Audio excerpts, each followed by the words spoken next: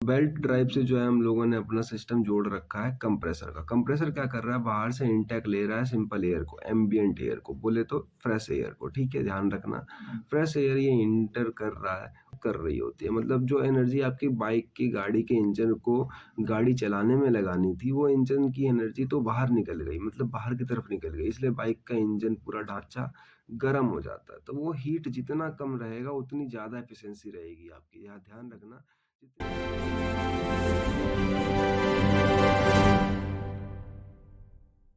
Welcome back दोस्तों, आप सभी का एक बार फिर से स्वागत है आपके अपने चैनल मैक AKTU में। यहाँ पर हमारी एक सब्जेक्ट सीरीज चल रही है जिसका शॉर्ट फॉर्म है ATD यानी अप्लाइड थर्मोडायनेमिक। अप्लाइड थर्मोडायनेमिक का जो लेटेस्ट सब्जेक्ट कोड है डेट इज BME 401। ठीक है, तो आप लोग कंफ्यूज मत होना, यही वो सब्जेक्ट है, इसका शॉर्ट फॉर्म ATD है। और इसके अंदर मैं आज आप लोगों के लिए लेकर आ गया हूँ यूनिट नंबर 1 का लेक्चर नंबर 5। अब लेक्चर नंबर 1 से लेके 4 तक मैंने कंप्लीट करा दिए हैं। अगर आप लोगों ने चेकआउट नहीं किया तो मैं यहाँ आई टैब पे लिंक लगा दे रहा हूँ, आप यहाँ जाके चेकआउट कर सकते हो। यूट्यूब पे यहाँ पे आपको मैकेनिकल के सारे ही कोर सब्जेक्ट के लेक्चर फ्री देखने को मिल जाएंगे, तो चैनल सब्सक्राइब कर लेना।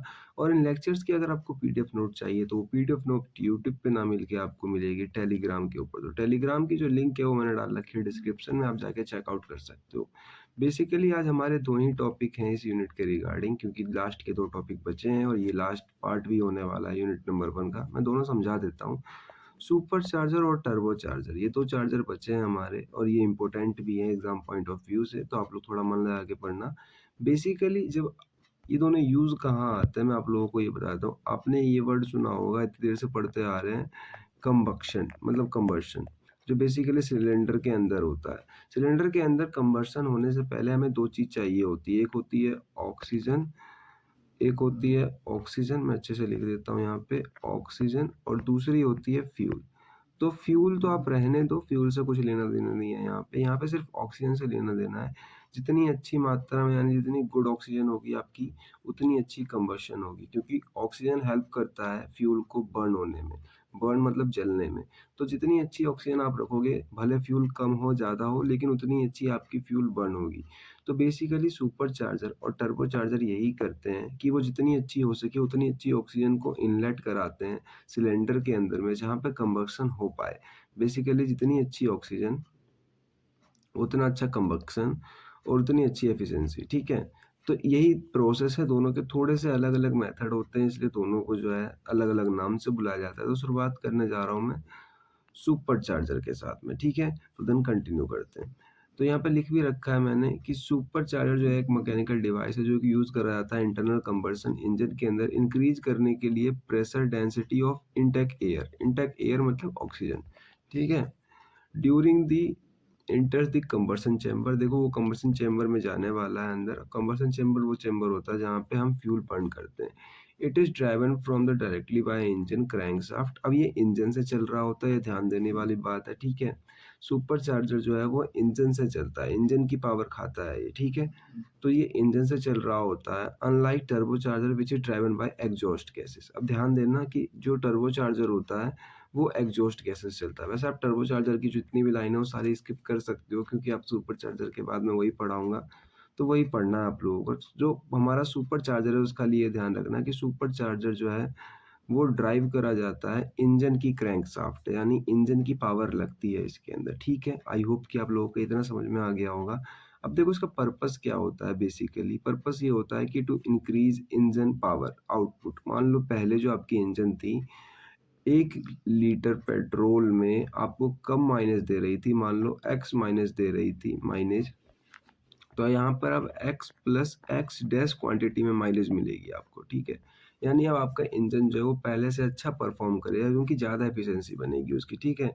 फिर बात आती है यहाँ पे कि वॉल्यूमेट्रिक एफिशिएंसी बढ़ा दी जाती है इसका हेल्प करके, और ये इंश्योर करता है कि कंबर्सन जो है ना वो हाई एयर अवेलेबिलिटी के साथ हो, मतलब एक अच्छा कंबक्शन हो, यानी अच्छा कंबर्सन हो, ठीक है। अब बेसिक प्रिंसिपल क्या है इसका अब समझ लेते हैं। बेसिकली बहुत आसान है कि देखो सुपर चार्जर जो है वो काम करता है principle of force reduction. Force reduction का मतलब कि बस खाली आपने कंप्रेस कर दिया किसी चीज को, किसी चीज के ऊपर फोर्स लगा दिया, तो देखो जब एयर आती है उसको कंप्रेस कर लेते हैं force into a engine cylinder. उसको फ़ोर्स कर लेते हैं, उसको कंप्रेस कर लेते हैं, जिसके कारण उसका प्रेशर बढ़ जाता है और एज़ वेल एज़ टेम्परेचर बढ़ जाता है, ठीक है? Pressure higher than atmospheric pressure, यानी कि एटमॉस्फेरिक प्रेशर से उसका प्रेशर बढ़ गया है, टेम्परेचर बढ़ गया है, तो जितनी ज़्यादा आप एयर कंप्रेस करने वाले हो, जितनी ज़्यादा एयर आप लोगे, उतनी एयर जो है ना आपकी उतनी ज़्यादा फ्यूल ज़्यादा जलने वाली है, ठीक है? इसी कारण आपको हाई पावर आउटपुट मिलेगा। याद रखना जितना ज़्यादा ऑक्सीजन उतनी अच्छी एफिशिएंसी। तो जितना ज़्यादा हवा, जितना ज़्यादा एयर उतनी ज़्यादा अच्छी एफिशिएंसी। अब देखो डायग्राम बहुत ही सिंपल है बेसिकली। डायग्राम समझने के लिए आपको 3-4 कंपोनेंट समझने पड़ेंगे। बेसिकली ये इंजन है, जिस पे हम सारा काम करने वाले हैं। इंजन की क्रैंकशाफ्ट या फिर आप कह लो इंजन की जो पावर है उससे हमने अब कंप्रेसर जोड़ रखा है अपना बेल्ट ड्राइव। ये ध्यान रखना इस मेथड को कहते हैं बेल्ट ड्राइव। तो बेल्ट ड्राइव से जो है हम लोगों ने अपना सिस्टम जोड़ रखा है कंप्रेसर का। कंप्रेसर क्या कर रहा है, बाहर से इनटेक ले रहा है सिंपल एयर को, एम्बिएंट एयर को, बोले तो फ्रेश एयर को, ठीक है? ध्यान रखना फ्रेश एयर ये इंटर कर रहा है और जो इंटर करने के बाद उसको कंप्रेस कर दे रहा है। मान लो यहाँ पे एयर की टेम्परेचर T1 है तो यहाँ पे T2 हो जाती है और T2 बहुत ज़्यादा है एज कम्पेयर टू T1 में, ठीक है? वो कंप्रेस हुई पड़ी एयर यानी ऑक्सीजन आपकी यहाँ आ रही है और यहाँ पर आकर इंजन में आ रही है। इंजन के अंदर कंबक्शन चैम्बर है। मान लो कि आप जो यहाँ से इसको फ्यूल दे रहे थे, ठीक है? बाहर की तरफ से फ्यूल दे रहे थे, ये कंबक्शन चैम्बर है यहाँ पर आपका।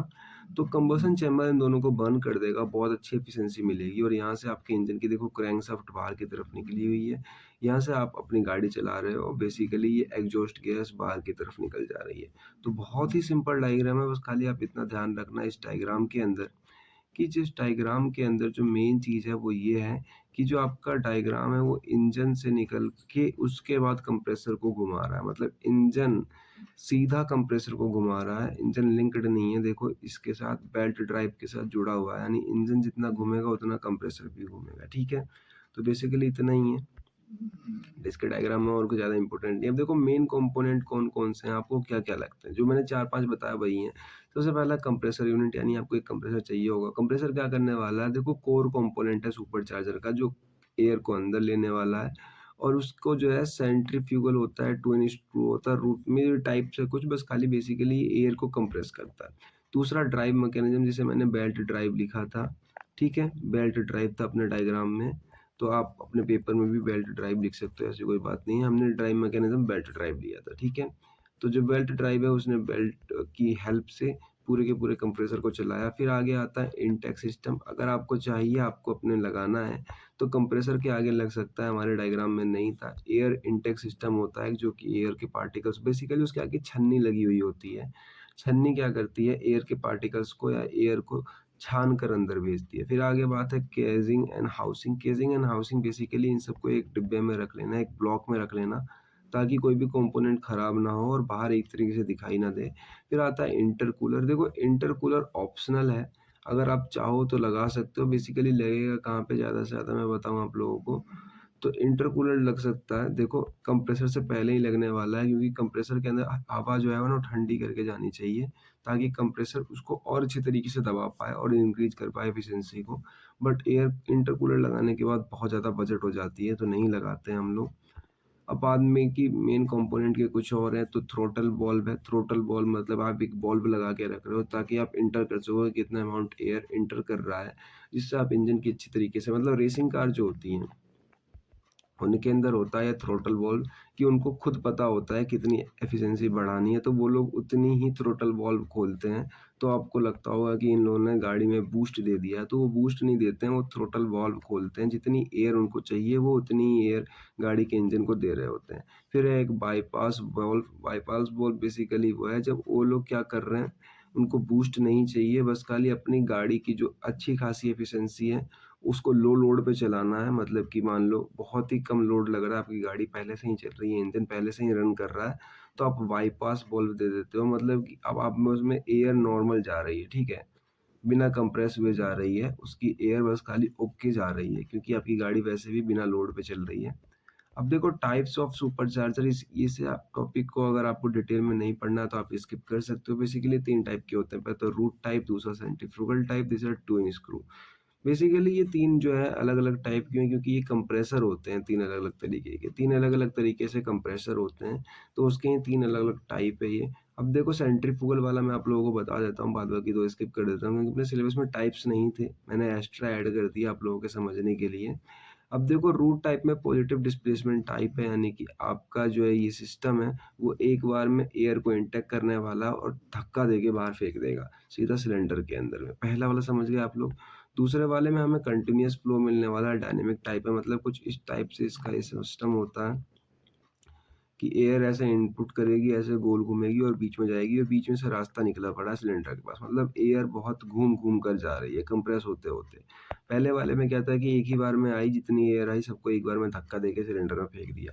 और नीचे है 2 इन स्क्रू जिसके अंदर आपके 2 स्क्रूज लग जाते हैं और सबसे अच्छे तरीके से काम यही वाला करता है, बट सबसे महँगा भी यही वाला होता है, ठीक है? अब देन आगे चलते हैं। आगे देखो वर्किंग ऑफ सुपरचार्जर बेसिकली कुछ स्टेप्स में है, मैंने समझा दिया। पहले क्या है कि आपका जो एयर है एटमॉस्फेयर से फ़िल्टर होके सुपरचार्जर के अंदर फ़िल्टर होने आ रहा है, मतलब छन्नी से छनता हुआ अंदर आ रहा है। अब देखो जो हमारा कंप्रेसर लगा रखा है हमने, कंप्रेसर के और अलग-अलग नाम है, रोटर, इम्पेलर, स्क्रूज़, ठीक है? ध्यान रखना। ये सारे के सारे जो हैं कंप्रेसर का ही नाम है। तो बेसिकली कंप्रेसर जो है ये रोटेट कर दे रहा है मैकेनिकल कनेक्शन में, क्रैंकशाफ्ट के साथ खुद रोटेट हो रहा है, आपको पता है। तो ये क्या कर रहा है, एयर को कंप्रेस कर दे रहा है, एयर को कंप्रेस कर दे रहा है सुपरचार्जर के अंदर में। तो जो एयर कंप्रेस होके जा रहा है अब सिलेंडर के पास जा रहा है, आपको पता है इनटेक मैनिफोल्ड का यहाँ पे मतलब सिलेंडर से ही है, कंफ्यूज मत होना। सिलेंडर में जा रहा है, अब सिलेंडर में जा रहा है तो क्या हो रहा है, सिलेंडर में जा रहा है तो एयर जो है वो इंटरकूलर से पास हो रहा है रिड्यूस टेम्परेचर करने के लिए। अगर आप करना चाहो तो कर सकते हो, वरना ये वाला जो केस था ये ऑप्शनल है। आगे बात करूँ तो जो हाई प्रेशर है वो सीधा एंटर कर रहा है इंजन में ड्यूरिंग इनटेक स्ट्रोक, और यहाँ पर क्या हो रहा है, आपको जितना ज़्यादा फ्यूल आप इंजेक्ट कर रहे हो वो अच्छी तरीके से जल जा रहा है और अच्छी तरीके से आपको पावर आउटपुट मिल जा रही है। बेसिकली इतना ही है, यही वर्किंग है। वर्किंग आपको मैंने पहले ही समझा दी थी। अब देखो परफॉर्मेंस क्या-क्या इम्पैक्ट पड़ते हैं इसके कारण, क्या-क्या, मान लो अगर आपने ये नहीं लगाया और लगा लिया तो क्या डिफरेंस है। देखो पावर आउटपुट आपकी बढ़ गई पहले के मुकाबले, आपकी वॉल्यूमेट्रिक एफिशिएंसी बढ़ गई। वॉल्यूमेट्रिक एफिशिएंसी ये होती है कि मान लो आपने जो है कितनी एंटर करा रहे हो आप अपने वॉल्यूम सिलेंडर के अंदर एयर को, अगर वो नेचुरल से ज़्यादा है ना, तो समझ लो वो ज़्यादा हो जाती है, मतलब वॉल्यूमेट्रिक एफिशिएंसी पहले से ज़्यादा हो जाती है, ठीक है? अगर वो नेचुरल मतलब खुद जितनी आ रही थी उससे ज़्यादा आपने फ़ोर्स करके भरा। एग्ज़ाम्पल के तौर पे आप ऐसा समझो, एक कमरे के अंदर आप 100 लोग जो है ईज़िली खड़े हो सकते हैं, कितने लोग? 100। लेकिन आपने उसके अंदर 500 लोग खड़े कर दिए हैं, लेकिन बहुत फ़ोर्स लगा के एक दूसरे के ऊपर चढ़ा-वढ़ा के, मतलब कैसे भी करके सिस्टमैटिक तरीके से आपने उस कमरे के अंदर 500 लोग भर दिए हैं। तो ऐसा ही कर रहे हैं हम एयर के साथ, मतलब नेचुरल एयर कितनी भी आ सकती है उससे मतलब नहीं, हमने फ़ोर्स करके एक दूसरे के ऊपर एटम चढ़ा दिए हैं। देखो फास्टर इंजन रिस्पॉन्स यहाँ पर आपको जो है टर्बो चार्जर से अच्छा एडवांटेज होता है, हालाँकि डिसएडवांटेज एडवांटेज की बात नहीं कर रहे हैं हम, डिफरेंस जब आएगा तो चैन से पढ़ेंगे, अभी स्किप कर सकते हो आप। तो फास्टर इंजन रिस्पॉन्स होता है इसके अंदर और फ्यूल कंजप्शन आपके यहाँ पे जो है इंक्रीज़ हो जाती है, ज़्यादा फ्यूल लगता है आपके पहले कंपैरिज़न में। अब देखो एडवांटेज डिसएडवांटेज यहाँ पर हैं बेसिकली, यहाँ पे कोई लैग नहीं लगता, आपका बिल्कुल बूस्ट पावर मिलता है सिंपल। बेटर लो स्पीड परफॉर्मेंस है, मतलब आप एक कभी कम कर सकते हो, कभी तेज़ कर सकते हो। Increase engine efficiency, compact simple mechanism specially for root types, मतलब बहुत ज़्यादा कम्पैक्ट होता है, सिंपल मैकेनिज्म होता है इसका, छोटा सा होता है। एंड देन बात करूँ मैं डिसएडवांटेज की, तो बेसिकली डिसएडवांटेज में ये है कि आपकी ज़्यादा फ्यूल लगने वाली है। ऑब्वियस सी बात है, ज़्यादा देखो lower fuel efficiency compare to turbocharger, ये बेसिकली एक टर्बोचार्जर से आपकी क्या और डिफरेंस हो जाती है। इस वाले पार्ट को चाहो तो स्किप कर सकते हो क्योंकि टर्बोचार्जर भी आपने पढ़ा नहीं है तो आपको समझ में नहीं आ रहा होगा। टर्बोचार्जर हम पढ़ेंगे तो दोनों आप रिलेट कर दोगे। आगे है जनरेट मोर हीट, इसमें ज़्यादा हीट मिल रही है क्योंकि इसके अंदर हमने इंटरकूलर नहीं लगाया। अगर इंटरकूलर लगा दोगे तो हीट कम मिलेगी। फिर higher mechanical stress on engine, engine के ऊपर स्ट्रेस तो पड़ना है क्योंकि आप ज़्यादा काम करवा रहे हो उससे। एप्लीकेशन देखो क्या-क्या आते हैं।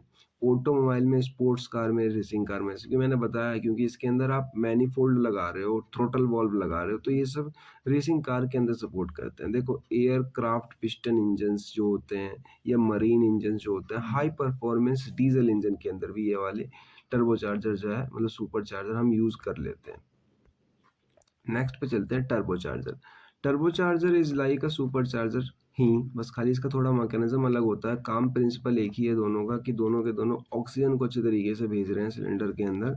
तो देखो टर्बोचार्जर क्या होता है, एक फोर्स इंडक्शन डिवाइस होता है जो कि इंटरनल कंबशन इंजन को इंक्रीज करता है पावर उसकी, ठीक है, कंप्रेस करके एयर को दबाते हुए इंटेक करते हुए using energy from exhaust gas. अब इसमें ध्यान रखना, इसमें जिसको चलाने के लिए ना हम एग्जॉस्ट गैस का यूज़ करते हैं। पिछले वाले में हमने पूरे इंजन का ही यूज़ कर लिया, इस वाले में हम इंजन का यूज़ ना करते हुए हम एग्जॉस्ट गैसेस का यूज़ करते हैं। एग्जॉस्ट गैसेस मतलब कि जब आप कंबसन हो रहा है आपका, तो वहाँ से आपकी जो गैस बाहर निकल रही है, कौन-कौन सी बाहर निकलती है? ऑब्वियस सी बात है, कार्बन हाइड्रोफ्लोरोकार्बन्स निकलते हैं, CH2, CH5, उसके अलावा नाइट्रोजन ऑक्साइड निकलती है, यहाँ पे कार्बन डाइऑक्साइड निकलती है, कार्बन मोनोऑक्साइड निकलती है। तो बेसिकली ये सब छोटे-मोटे टर्म जो बाहर निकल रहे होते हैं, ये सारी चीज़ जो है बहुत गर्म होते हैं, तो ये एक कंप्रेसर को घुमाते हुए बाहर निकल जाते हैं, ठीक है? ध्यान रखना, कंप्रेसर घुमाते हुए बाहर निकल जाते हैं। पर्पस यही है, इन दोनों के सब सेम पर्पस है। देखो फ्यूल एफिशिएंसी इंप्रूव करने के लिए और वेस्ट एग्जॉस्ट, इसमें बस खाली ध्यान रखना कि इसमें जो वेस्ट एग्जॉस्ट होता है ना, उसको भी यूटिलाइज़ करते हैं हम। पिछले वाले केस में हमारा एग्जॉस्ट ऐसे ही बाहर जा रहा था। अब इस स्टेटमेंट को पढ़ लेते हैं एक बार, बेसिक प्रिंसिपल, क्योंकि टर्बोचार्जर जो वर्क करता है प्रिंसिपल यूजिंग एग्जॉस्ट गैस के ऊपर, जिससे हम ड्राइव कर रहे होते हैं अपने कंप्रेसर को, और कंप्रेसर एयर को कंप्रेस कर रहा होता है, ठीक है? आगे फोटो के डायग्राम से और समझ में आएगा। देखो जितना ज़्यादा आप एयर को कंप्रेस करोगे उतने अच्छी तरीके से कंबक्शन होगा और उतनी अच्छी तरीके से आपको पावर आउटपुट मिलेगी, ठीक है? आई होप कि यहाँ तक क्लियर हो गया होगा। वीडियो पसंद आ रहा हो तो एक फटाफट से जाके लाइक कर दो।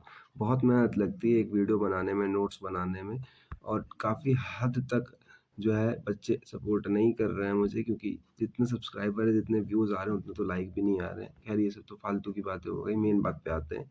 टर्बो चार्जर किस तरीके से दिखाई देता है, तो देखो ये आपका इंजन का सिलेंडर हो गया, इसको चाहो तो आप इग्नोर मार सकते हो।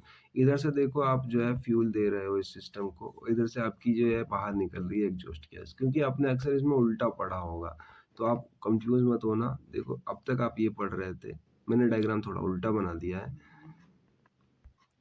कि हम लोग इधर से फ्यूल देते थे और इधर से एग्जॉस्ट गैस बाहर निकलती थी, लेकिन इस बार क्या है कि हम थोड़ा सा उल्टा है, सब कुछ सामान उल्टा है, इधर से हम फ्यूल दे रहे हैं। अच्छा चलो, इसमें भी सीधा ही है, ठीक है? मैंने अभी थोड़ा ध्यान दिया कि डायग्राम तो सीधा ही बना हुआ है। इधर से ही हम फ्यूल दे रहे हैं, इधर से फ्यूल बाहर निकल रही है, ठीक है? कन्फ्यूज़ मत होना, इधर से ही फ्यूल दे रहे हैं हम लोग।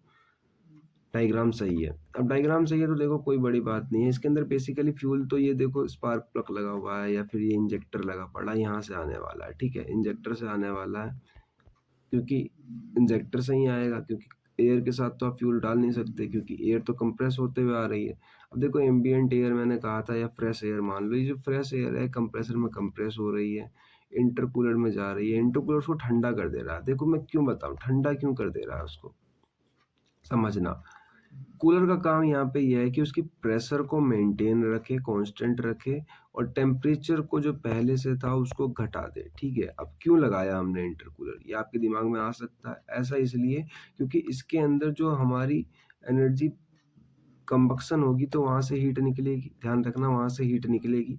अब हीट बाहर निकल रही है, आपने कभी गाड़ी चलाई होगी, बाइक चलाई होगी या देखा होगा, तो जो उसका बाइक चलाने के बाद 2 घंटे के बाद उसका जो इंजन होता है, वो पूरी की पूरी बाइक गर्म हो जाती है, हीट निकल रही होती है उसमें से बाहर, मतलब हीट एस्केप कर रही होती है। मतलब जो एनर्जी आपकी बाइक की, गाड़ी के इंजन को गाड़ी चलाने में लगानी थी, वो इंजन की एनर्जी तो बाहर निकल गई, मतलब बाहर की तरफ निकल गई, इसलिए बाइक का इंजन पूरा ढांचा गर्म हो जाता है। तो वो हीट जितना कम रहेगा उतनी ज़्यादा एफिशिएंसी रहेगी आपकी। यहाँ ध्यान रखना, जितनी कम हीट बाहर जाएगी उतनी अच्छी एफिशिएंसी आपके इंजन की रहेगी। इसलिए हम क्या करते हैं, जो एयर है उसको पहले ही यहाँ पे ठंडा कर लेते हैं, लेकिन प्रेशर मेंटेन रखते हैं उसका, और प्रेशर मेंटेन रखने के बाद उसको यहाँ पे कंबक्शन करते हैं, तो यहाँ पे जो ओवरऑल हीट आती है वो कम आती है। अगर आप यहाँ पे भी कम ना करोगे और कूलर नहीं लगाओगे, तो जो ओवरऑल हीट आएगी वो बहुत ज़्यादा आएगी, और बहुत ज़्यादा आएगी तो बहुत ज़्यादा रिलीज़ भी होने लगेगी, और रिलीज़ होने लगेगी तो जो हीट एनर्जी आपको कन्वर्ट करनी थी मैकेनिकल एनर्जी में, वो कन्वर्ट नहीं होगी, वो एस्केप कर जाएगी आपके इंजन से, क्योंकि ऐसा कोई इंजन नहीं है जो सारी हीट एनर्जी एब्ज़ॉर्ब करके रखे अपने पास, तो वो सारी एस्केप कर जाएगी। अब देखो जो आपकी एम्बिएंट एयर से कंप्रेस हो चुकी है, ये आ रही है इंजन में, यहाँ से आप फ्यूल छिड़क रहे हो, तो बेसिकली अब यहाँ से ये सब कुछ बर्न हो गया, आपको पावर मिल गई। ये जो एग्जॉस्ट गैस जा रही है उसके लिए आपने एक टरबाइन लगा रखा है छोटा-सा, वो टरबाइन रोटेट करते हुए अपने ब्लेड्स को बाहर की तरफ निकल जा रही है। ये यहाँ पे एयर में निकल जा रही है ये एग्जॉस्ट गैस, लेकिन टरबाइन रोटेट कर दे रही है, और टरबाइन से आप चला रहे हो कंप्रेसर। तो देखो इंजन की बिल्कुल भी वैल्यू आपकी कम नहीं हुई। इंजन जितना तेज़ चल रहा था उतनी तेज़ी चलेगा, क्योंकि इंजन से आप कंप्रेसर नहीं चला रहे हो। तो यहाँ पे ये एडवांटेज मिल जाता है। अब देखो इसका जो मेन कंपोनेंट्स हैं, बेसिकली पहला टरबाइन है। टरबाइन के बारे में मैं आप लोगों को बताऊं तो इसके अंदर एग्जॉस्ट गैस जाएगी, इसके ब्लेड्स घूमेंगे और ये चलाएगा कंप्रेसर को। दूसरा कंप्रेसर है, कंप्रेसर जो फ्रेश एयर लेगा और इंजन के अंदर भेजेगा। चल किससे रहा है? टरबाइन से। तीसरा है शाफ्ट, जो दोनों को कनेक्ट करके रखती है। अगर मैं बात करूँ यहाँ पर, तो बेसिकली ये रही दोनों की शाफ्ट जो एक दूसरे को कनेक्ट करके रखती है। आगे बात करूँ बियरिंग सिस्टम। बियरिंग सिस्टम अगर आप लगा के रखते हो तो फ्रिक्शन कम होते हैं, रिड्यूस फ्रिक्शन लॉसेस जो होते हैं बॉल बियरिंग के, वो कम हो जाते हैं। ठीक है। हाउसिंग मतलब सबको ढक के रखना। इंटरकूलर आपके ऊपर है, आप लगाना चाहो लगा सकते हो, नहीं लगाना चाहो मत लगा सकते हो। मैंने बता दिया क्यों लगाते हैं लोग। अब देखो working of turbo charger. Basically step one में कि आपने जो है, स्टेप वन में जो है ये है कि आप एग्जॉस्ट गैस को अंदर ले रहे हो, ठीक है।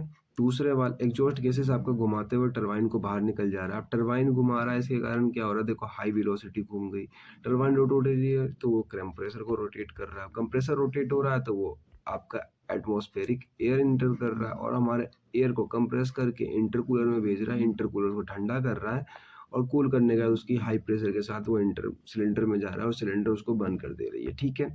अब देखो वर्किंग ऑफ टर्बोचार्जर लास्ट में दो ये है कि जितनी ज़्यादा आप फ्यूल इंजेक्ट करोगे, ठीक है, उतना अच्छा आपका कंप्रेशन होगा, उतनी अच्छी पावर इंक्रीज होगी आपकी। बस खाली ध्यान ये रखना कि उतनी ऑक्सीजन भी होनी चाहिए उसके अंदर।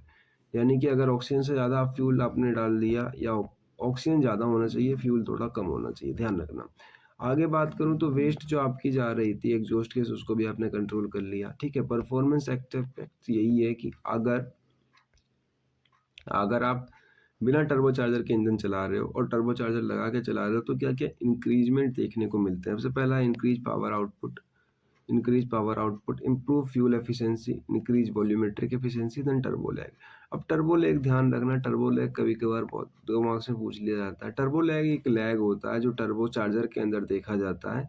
ये लो स्पीड पे ना डिले कर देता है अपने रिस्पॉन्स को। याद रखना ये एक टर्बो लैग है कि जैसे इंजन आपका लो स्पीड पे जाएगा, यानी कि थोड़ा सा स्पीड उसका स्लो हो गया, से मान लो 5 हो गया, 10 हो गया, तो मतलब इंजन प्रॉपर्ली वर्क करना बंद कर देगा। हाई स्पीड पे तो सही है, लेकिन लो स्पीड पे दिक्कत होने लगती है, क्योंकि एग्जॉस्ट गैस बाहर नहीं निकल रहे होते हैं, तो टरबाइन नहीं घूम रही होती। अब टरबाइन नहीं घूमेगी तो कंप्रेसर क्या घूमेगा?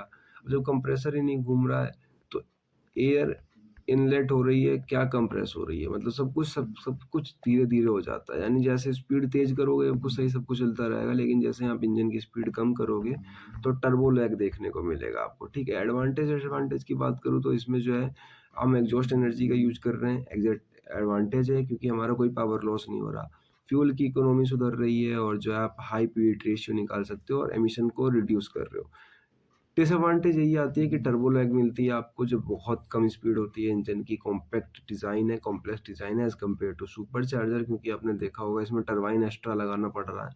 Required proper lubrication cooling system चाहिए आपको, अगर नहीं है तो फिर दिक्कत हो जाएगी। जो कूलिंग सिस्टम है आपका, एप्लीकेशन कहाँ कहाँ यूज़ होता है, तो बेसिकली जितने भी पेट्रोल डीजल जो पैसेंजर कार्स होती है उसके अंदर यूज़ होता है ये। अब देखो जितने भी जहाँ पे ज़्यादा लोड चाहिए आपको, लोड ध्यान रखना, उस वाले में स्पीड था, ऊपर वाले में जितनी ज़्यादा स्पीड ले सकते थे उसमें लगाते हैं हम सुपर चार्जर, जिसके अंदर ज़्यादा आपको लोड चाहिए उन सारी गाड़ियों में लगता है क्या, तो टर्बो चार्जर। देखो एयरक्राफ्ट इंजन यानी एयरप्लेन्स के जितने भी इंजन होते हैं उनके अंदर दोनों लगा सकते हैं, क्योंकि उनके अंदर स्पीड और लोड दोनों चाहिए होता है। मरीन इंजन के अंदर आपको स्पीड और लोड दोनों चाहिए होता है। स्पीड इसलिए क्योंकि उनकी स्पीड जो पानी में होती है मरीन इंजन्स की, वो वैसे भी रिस्पेक्टिवली बहुत कम होती है, तो उसके अंदर स्पीड इंजन लगा के भी या सुपर चार्जर टर्बो चार्जर लगा के आपको कुछ फायदा नहीं होने वाला। अब देखो लास्ट पे आ चुके हैं हम लोग, डिफरेंस बिटवीन। कभी कभार ये क्वेश्चन पूछ लिया जाता है, ठीक है, एग्जाम पॉइंट ऑफ व्यू से इम्पोर्टेंट है ये क्वेश्चन। अब ये क्वेश्चन पूछ लिए इसलिए आता है क्योंकि दोनों पढ़ लिया आपने, तो आप दोनों के बीच में आप अच्छे तरीके से अपने आप भी खुद भी डिफरेंस लिख सकते हो, बट बेसिकली मैं यहाँ पे बता देता हूँ। तो देखो पहला ये है कि पावर सोर्स, तो एक तो क्रैंकशाफ्ट से चल रहा है सुपर चार्जर, लेकिन जो टर्बो चार्जर है वो एग्जॉस्ट गैस से चल रहा है। दूसरा है कि एनर्जी किस किस में यूज करी जा रही है, तो एक में इंजन पावर की सुपर चार्जर में, दूसरे वाले में हम वेस्ट यूज कर रहे हैं, यानी कि फायदा हो हमें थोड़ा महंगा ही पड़ता है लगवाना। रिस्पॉन्स क्या मिल रहा है, तो देखो इसमें इंस्टेंट मिल जाता है, मतलब नो डिले, क्योंकि आप इंजन से ही चला रहे हो। अगर 5 की स्पीड पे भी इंजन चल रहा है तो पावर तो निकल ही रही है। इसमें शुरुआत में है, स्टार्ट में धीरे-धीरे मिलता है क्योंकि एग्ज़ॉस्ट गैस नहीं होती। एफिशिएंसी इसकी कम होती है, इसकी हाई होती है, मैंने बताया था क्योंकि इसमें ज़्यादा ही आपको जो है टरबाइन-वर्बाइन लगा रखी है, तो कंप्रेसर अच्छा मूव कर रहा है। और साथ ही साथ में एफिशिएंसी हाई होने का एक रीज़न और है कि हम जो इंजन से हैं, देखो हम वेस्ट यूज़ कर रहे हैं, ना कि इंजन की पावर यूज़ कर रहे हैं। तो एफिशिएंसी तो अपने आप ही दिख जाएगी आपको, क्योंकि अगर आप इंजन की पावर कहीं और यूटिलाइज़ करोगे तो एफिशिएंसी तो इफ़ेक्ट पड़ने वाली है। फ्यूल इसमें ज़्यादा लग रही है, इसमें आप फ्यूल बचा सकते हो। रीज़न यही है इसका, क्योंकि आप इसमें इंजन की पावर को इधर खर्च नहीं कर रहे हो, किधर कंप्रेसर चलाने में, क्योंकि इसमें वेस्ट कंप्रेसर चला रहा है, तो आप इंजन में फ्यूल बचा सकते हो अपनी। नेक्स्ट बात करूँ मैं आपकी, तो इसमें पावर आउटपुट इंक्रीज़ पावर मिलती है। इसमें जो है gives more power increase, power output मतलब आपको बहुत ज़्यादा मिल रही है। डिज़ाइन इसका सिंपल है, इसका कॉम्प्लेक्स है। आगे बात करूँ मैं तो मेंटेनेंस इसका ईज़ी हो जाता है, इसका थोड़ा-सा बेकार होता है, मतलब कि आपको बहुत अच्छे-अच्छे लोग चाहिए, थोड़ा ज़्यादा पैसा खर्च करना पड़ेगा। देखो इसमें लोअर हीट पे भी पूरा काम हो जाता है, ये सस्ता भी होता है, ये वाला महँगा होता है। लोअर हीट पे काम हो जा रही है, इसमें हाई हीट चाहिए तो इंटरकूलर भी लगाना पड़ता है। साइज़ इसका बड़ा होता है, इसका छोटा होता है, उल्टा होता है। ध्यान रखना, जो सामान जितना छोटा बनाना होगा उतना उसके पैसे ज़्यादा आते हैं, कॉस्ट आते हैं मैकेनिकल टर्म में। जितना बड़ा बनाओगे उतना आसान बन जाएगा, और जितना छोटा बनाओगे उसकी एफिशिएंसी हाई रखोगे तो वो सामान उतना ही महँगा हो जाएगा। ठीक है? ये ध्यान रखना, ये मेन पॉइंट बताइए आप लोगों को मैंने। देन आगे बात करूँ तो इसमें ज़्यादा नॉइज़ आती है क्योंकि सामान बड़ा होता है, तो ज़्यादा कॉकलिंग और नॉकिंग के इश्यू होते हैं। बेसिकली ये 2 स्टेप हैं जो आप आगे पढ़ोगे। अगर आईसीएफएल सब्जेक्ट पढ़ते हो, आईसीएफएल, तो उसके अंदर ये आने वाला है, internal combustion engine fuel and lubrication. आगे पढ़ोगे अगर पढ़ते हो तो। देन आगे नेस नॉइज़ पढ़ते हो तो इसका मतलब, मेरा ये मतलब है कि अगर सब्जेक्ट ऑप्शनल है, हो सकता है आपके पास आए, आपके कॉलेज वाले इसको चुने या ना चुने, क्योंकि सब्जेक्ट ऑप्शनल है तो इसकी जगह आप कुछ और भी पढ़ सकते हो। तो ऐसा नहीं है यही पढ़ोगे, इसको गलत वे में मत लेना कि पढ़ते हो तो। इंजन लोड जो है इसमें देखो, आपके इंजन में टेक पावर होता है, इसमें डायरेक्ट लोड कोई नहीं होता इंजन के ऊपर। आप यहाँ से चोरी कर रहे हो और अपने सामान को दे रहे हो, आपने देखा किधर जा रहा था आपका चोरी होते हुए, आप उससे पूरा कंप्रेसर चला रहे हो। तो बेसिकली यही है। वीडियो पसंद आई हो सब्सक्राइब कर दो चैनल को, वीडियो पसंद आई हो लाइक कर देना। 10 लाइक टारगेट रखा है मैंने, आप जैसे ही इस वीडियो पे 10 टारगेट कंप्लीट करा देते हो, मैं यूनिट नंबर 2 बना के दे दूँगा। और अगर आपको इसका वन शॉट भी चाहिए तो मुझे कमेंट करके बता देना कि मुझे वन शॉट दे दो यूनिट नंबर 1 का, तो मैं वन शॉट बना के दे दूँगा। और अगर कोई डाउट हो तो आप पूछ सकते हो, ऐसी कोई बात नहीं है। पेपर टाइम में देख रहे हो और चाह रहे हो कि आपका भी दोस्त पास हो जाए, तो इतना कर देना कि आप शेयर कर देना, वो भी मुझे आके एक लाइक कर देगा बस। और यूनिट 1 पूरी की पूरी मेरे मुताबिक यहाँ कंप्लीट हो गई है, हालाँकि दिखने में छोटी लग रही थी पर है काफ़ी बड़ी, बहुत सारे टॉपिक इसके अंदर आते हैं। यूनिट 2 जो है थोड़ी-सी ठीक-ठाक लगेगी आप लोगों को, यूनिट 3 आसान है। बाद बाकी रही बात वन शॉट की, तो मुझे बता देना कि वन शॉट देना है आप लोगों को कि नहीं। और अगर नोट्स चाहिए तो नोट्स मिलेंगे आपको टेलीग्राम पे, यहाँ पे नहीं मिलते। आपको टेलीग्राम पे जाना पड़ेगा, लिंक डिस्क्रिप्शन में। मैं आप लोगों को मिलता हूँ नेक्स्ट वीडियो में।